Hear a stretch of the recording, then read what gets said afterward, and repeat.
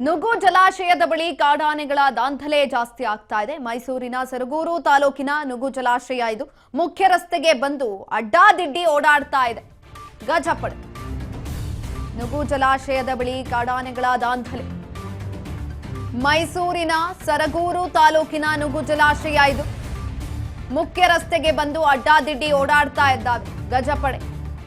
ಕಾಡಾನೆಯನ್ನ ಓಡಿಸೋದಕ್ಕೆ ಅರಣ್ಯ ಇಲಾಖೆ ಸಿಬ್ಬಂದಿಗಳು ಮುಂದಾಗಿದ್ದಾರೆ. ಈ ವೇಳೆ ಅರಣ್ಯ ಇಲಾಖೆ ಜೀಪ್ ಅನ್ನ ಜಖಂಗೊಳಿಸಿದೆ ಕಾಡಾನೆ.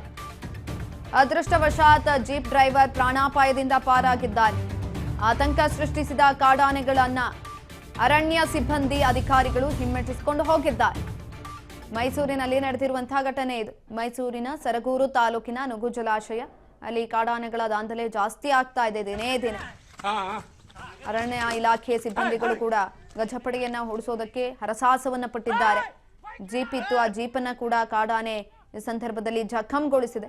ಆದ್ರೆ ಅದೃಷ್ಟವಶಾತ್ ಡ್ರೈವರ್ಗೆ ಯಾವುದೇ ರೀತಿಯಾದಂತಹ ಪ್ರಾಣಾಪಾಯ ಆಗಿಲ್ಲ. ನೀವು ನೋಡ್ತಾ ಇರಬಹುದು ದೃಶ್ಯಗಳಲ್ಲಿ. ನನ್ನ ಎದುರಿಸಕ್ ಬರ್ತೀರಾ, ಬನ್ನಿ ನಾನು ನಿನ್ನ ಎದುರಿಸ್ತೀನಿ ಅಂತ ಹೇಳಿ ಹೆದರ್ಸ್ಕೊಂಡು ಹೋಗಿದೆ ಕಾಡಾನೆ. ಜೀಪನ್ನೇ ಜಖಂಗೊಳಿಸಿರುವಂಥದ್ದು. ಡ್ರೈವರ್ಗೆ ಯಾವುದೇ ರೀತಿಯಾದಂತಹ ತೊಂದರೆ ಆಗಿಲ್ಲ. ಅದೃಷ್ಟವಶಾತ್ ಪ್ರಾಣಾಪಾಯದಿಂದ ಪಾರಾಗಿದ್ದಾರೆ.